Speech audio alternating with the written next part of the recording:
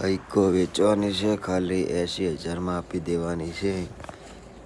Tyre બાયર સારા છે, engine પણ સારું છે. બોર્ડ લાઇનનું કામ કરાવવું પડશે. ગાડી તમને દીવદર જોવા મળશે.